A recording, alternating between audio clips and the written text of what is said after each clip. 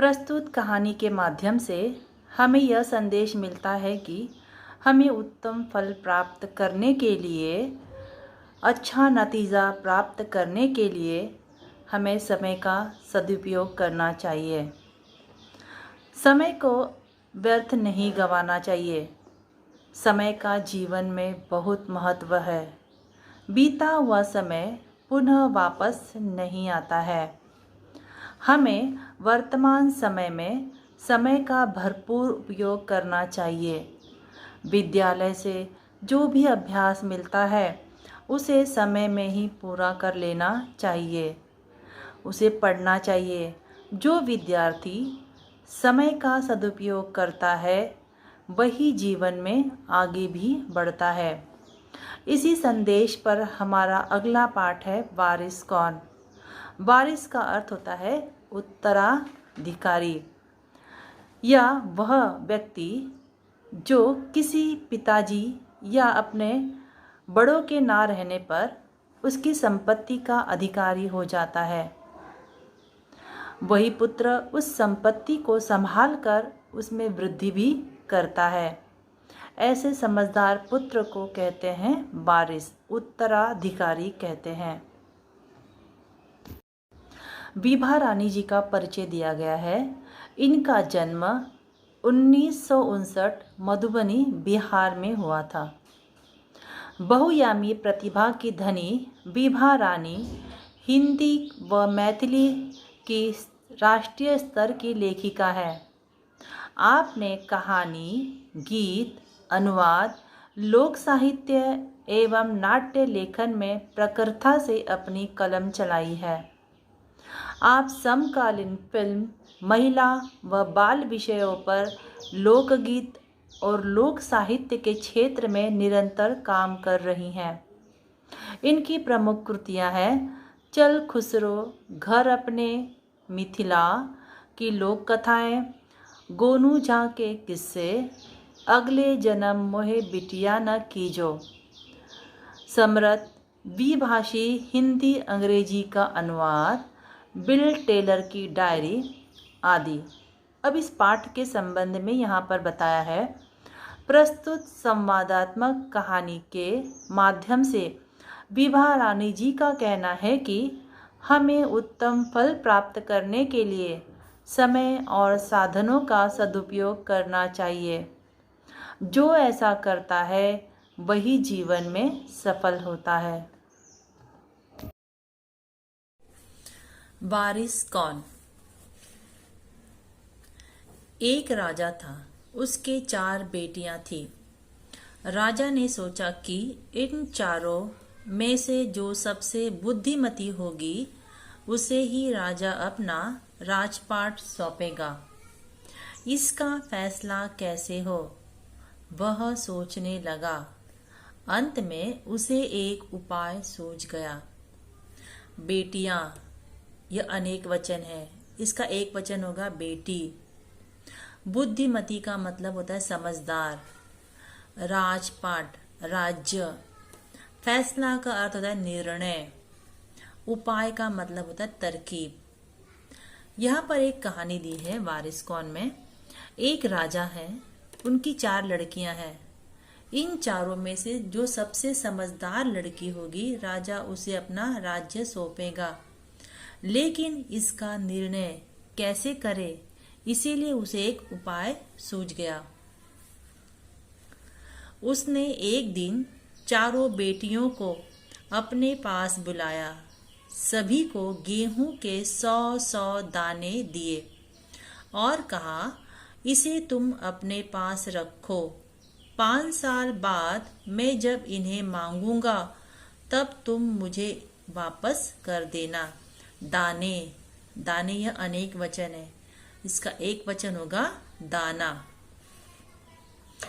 गेहूं के दाने लेकर चारों बहनें अपने अपने कमरे में लौट आई। बड़ी बहन ने उन दानों को खिड़की के बाहर फेंक दिया। उसने सोचा, आज से 5 साल बाद पिताजी को गेहूं के इन दानों की याद रहेगी क्या?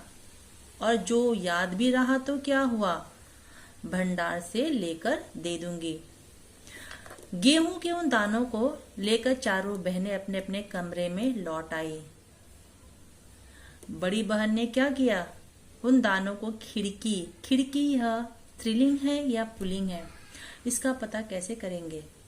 खिड़की के आगे विशेषण जोड़ेंगे, बड़ा या बड़ी, तो हम कहते हैं बड़ी खिड़की, बड़ा खिड़की नहीं कहते हैं। तो बड़ी यह स्त्रीलिंग है तो खिड़की क्या हो जाएगा, स्त्रीलिंग। इन दानों की याद रहेगी, उसने सोचा, बड़ी बहन ने सोचा कि 5 साल के बाद पिताजी को इन दानों की याद रहेगी क्या।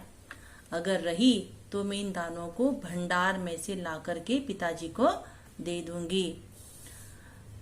दूसरी बहन ने दानों को चांदी की एक डिब्बी में डालकर उसे मखमल के थैले में बंद करके सुरक्षा से अपनी संदूकची में डाल दिया। सोचा 5 साल बाद जब पिताजी ये दाने मांगेंगे तब उन्हें वापस कर दूंगी।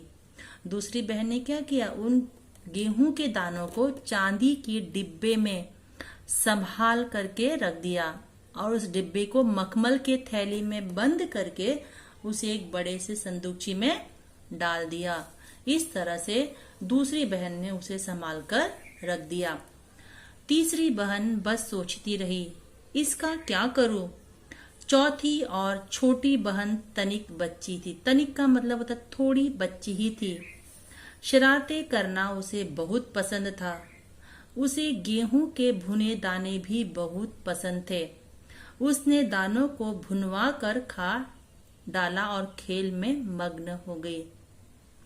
तीसरी बहन सोचती रही कि इन दानों का मैं क्या करूं। चौथी बहन थोड़ी बच्ची थी।